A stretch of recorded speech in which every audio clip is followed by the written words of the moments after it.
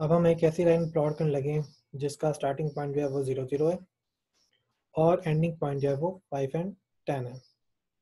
अब इसके लिहाज से आपके पास जो चेंज आएगा x का वो आएगा 5 और जो y का चेंज आएगा वो आपके पास आएगा 10। अब जो आपके पास स्टेप देखें तो इनमें से देखें बड़ी वैल्यू क्या है, क्या 5 बड़ी वैल्यू है 10 से? नहीं, 10 आपके पास ग्रेटर वैल्यू, तो आपका जो टोटल नंबर ऑफ पॉइंट जो प्लॉट होंगे वो कितने होंगे? वो 10 होंगे। तो इसलिए यहाँ से आपका जो स्टेप की वैल्यू क्या सेट हुई यहाँ पे? 10 होगी। अब इसके बाद नेक्स्ट होता है कि हमने जब स्टेप सेलेक्ट कर लिए हैं तो फिर उसके बाद हम चेंज फाइंड करते हैं, स्मॉलर चेंज इन एक्स और स्मॉलर चेंज इन वाई। तो उसको हम एक्स इन और वाई इन से रिप्रेजेंट कर रहे हैं। अब एक्स इन की वैल्यू कैसे आएगी?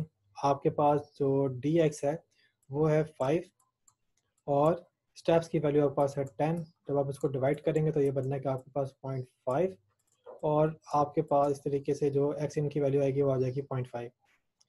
आपके पास वाई इन कैसे आएगा? वाई इन क्या आएगा आपके पास? जो डी वाई की वैल्यू है वो आपके पास है 10 और आपके पास स्टेप की वैल्यू है वो आपके पास है यहाँ पे 10। ऊपर हमारे पास डी वाई डिवाइड बाई नीचे क्या होगा? स्टेप्स होगा। तो ये हमारे पास क्या बन जाएगा? 1.0। तो इस तरीके से हमारे पास एक्स का चेंज और वाई का चेंज जो है वो हमें मिल गया। अब ये चेंज तो हमें मिल गया है। अब इसके बाद हमने करना ये है कि हमने पॉइंट प्लॉट करने हैं। तो सबसे पहला पॉइंट तो ये हो गया कि हमने इस वाले पॉइंट को पहले प्लॉट करना है। तो ये हमारे पास 0 0 पे है, तो x की वैल्यू 0.0, y की वैल्यू 0.0, तो डिस्क्रीट वैल्यू इसकी 0 0 होगी और 0 0 पे आगे हमने ये वाला पॉइंट जो है वो प्लॉट कर लिया।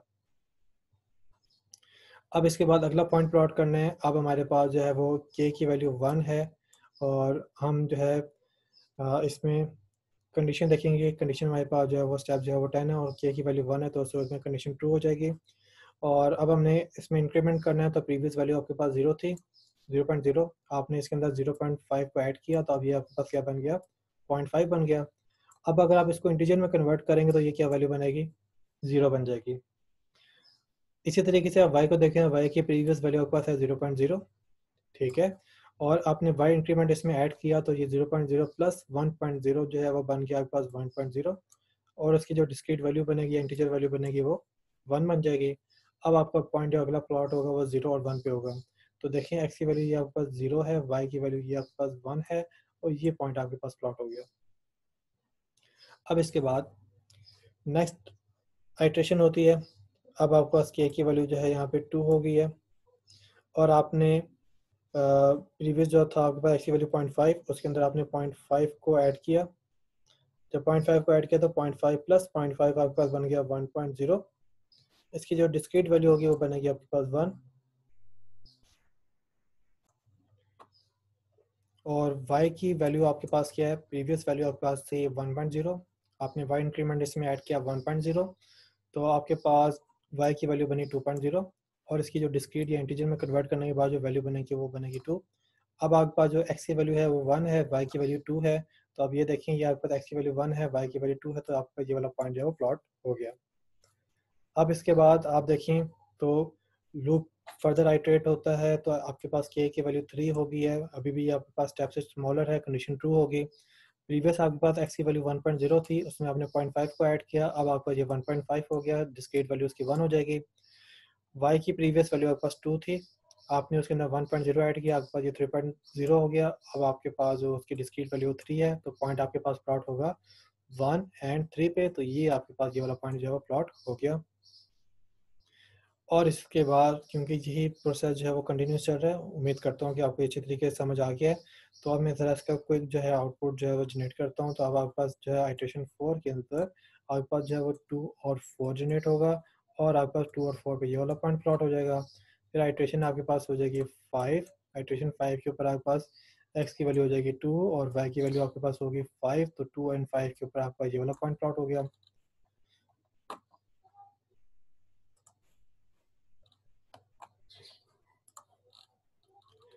अब इसके बाद जो है, क्योंकि डायग्राम साथ में शो नहीं होगी, तो मैं जस्ट इसकी वैल्यूज़ आपके सामने प्रेजेंट कर देता हूँ कि एक्स की वैल्यू जो है वो 3.0 हुई, फिर वो 3 होगी, वाई की वैल्यू आपके पास 6 होगी, फिर एक्स की वैल्यू 3, वाई की वैल्यू 7, फिर एक्स की वैल्यू 4, वाई की वैल्यू 8, एक्स की वैल्यू 4, वाई की वैल्यू 9, फिर एक्स की वैल्यू 5 और वाई की वैल्यू 10। तो इस लिहाज से आपके पास जो है वो पॉइंट अगला जो है प्लॉट होगा, क्योंकि यहाँ तक हमने 2 एंड 5 तक हमने पॉइंट जो है वो प्लॉट कर लिए थे। अब ज़रा अगला पॉइंट आपके पास प्लॉट होगा वो 3 एंड 6 पे होगा, फिर उससे अगला वाला आपके पास होगा 3 एंड 7 पे, फिर उससे अगला पॉइंट आपके पास होगा 4 एंड 8 पे, फिर उससे अगला वाला पॉइंट आपके पास प्लॉट होगा 4 एंड 9 पे, और फिर लास्ट में आपके पास जो पॉइंट होगा वो 5 एंड 10 पे होगा।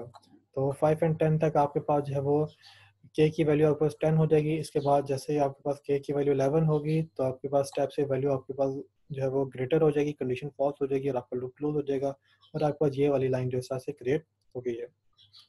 इसी तरीके से आप देखेंगे कि यहाँ पे एग्जांपल 3 है। इस एग्जांपल 3 को आप लोग खुद ज़रा सॉल्व करें, इसको टेस्ट करें, तो आपको अंदाज़ा हो जाएगा कि ये आपके पास किस तरीके से काम कर रही है।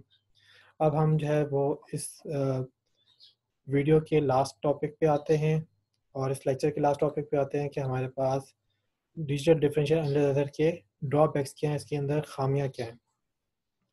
खामियां इसमें बहुत सारी होंगी लेकिन हम जस्ट दो को जो है वो जिक्र कर रहे हैं। एक उसमें है लो एक्यूरेसी। लो एक्यूरेसी क्यों होती है?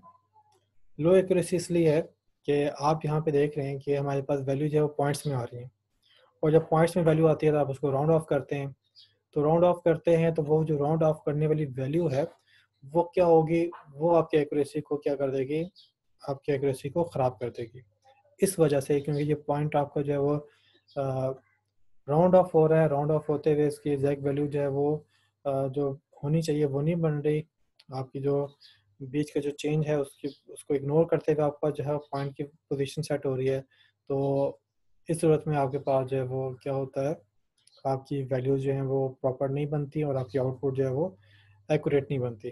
तो इसमें अक्सर ये होता है कि आपके पास जो है वो चेंज इतना स्मॉलर, जैसे कि यहाँ पे आप जो फल एग्जांपल को देखें कितना स्मॉलर चेंज आएगा कि आपके पास जो लाइन है वो कुछ इस तरीके से करके आपका जो है वो बन रही होगी।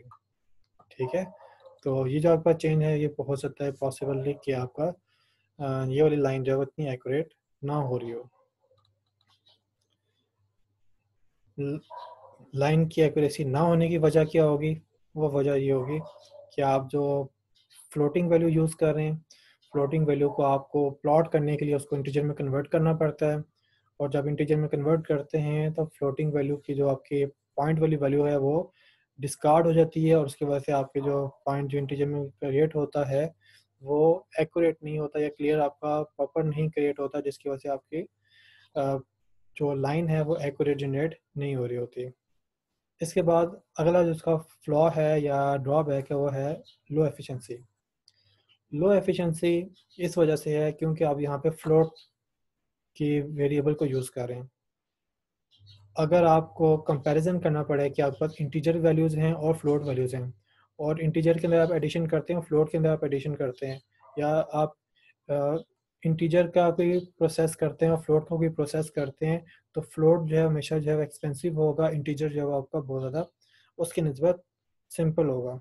ठीक है, तो चूंकि फ्लोटिंग की जो कैलकुलेशन है ये आपकी होती है एक्सपेंसिव है, कॉस्टली होती है, तो इस वजह से बाय डिफ़ॉल्ट आपका जो एल्गोरिथम है वो आपका कॉस्टली हो जाएगा।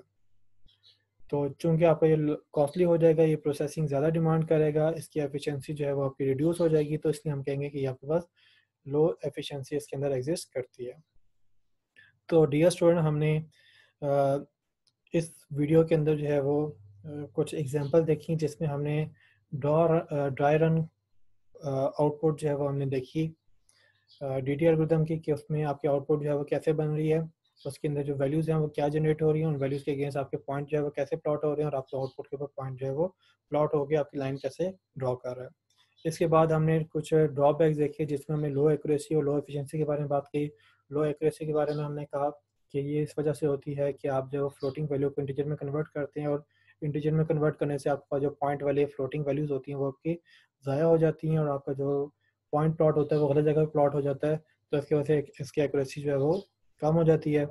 फिर लो एफिशिएंसी की बात की। लो एफिशिएंसी में हमने कहा कि आप यहाँ पे इस वाले एल्गोरिथम के अंदर फ्लोट टाइप को यूज़ कर रहे हैं। फ्लोट टाइप जो है वो इटसेल्फ जो है वो प्रोसेस के लिहाज से कॉम्प्लेक्स होता है। इसकी जो प्रोसेसिंग है वो कॉस्टली होती है, इस वजह से ओवर द जो पूरे का पूरा आपका एल्गोरिथम है वो क्या होगा, वही लो एफिशिएंट हो जाएगा या वो ज़्यादा कॉस्टली हो जाएगा। तो डियर स्टूडेंट, इस वीक के लिहाज से हमारे पास जो है वो हमने दो टॉपिक्स को हमने कवर कर लिया, 2 लेक्चर्स को कवर कर लिया, जिसमें से पहले हमने वीडियो के टॉपिक और वीडियो डिवाइसेस को देखा, फिर हमने डिजिटल डिफरेंशियल एनालाइजर को यूज़ करते हुए हमने लाइन को प्लॉट करना सीखा। इसके बाद हम नेक्स्ट वीक के अंदर जो है वो ब्रेज़नहेम लाइन एल्गोरिथम से एक एफिशिएंट लाइन प्लॉट करना और मोर एक्यूरेट लाइन ड्रॉ करना जो है वो देखेंगे, उसकी डेरिवेशन देखेंगे। तो फिर हम मिलेंगे नेक्स्ट वीडियो में, जो कि नेक्स्ट वीक की वीडियोज़ होंगी। ओके स्टूडेंट्स, अल्लाह हाफ़िज़।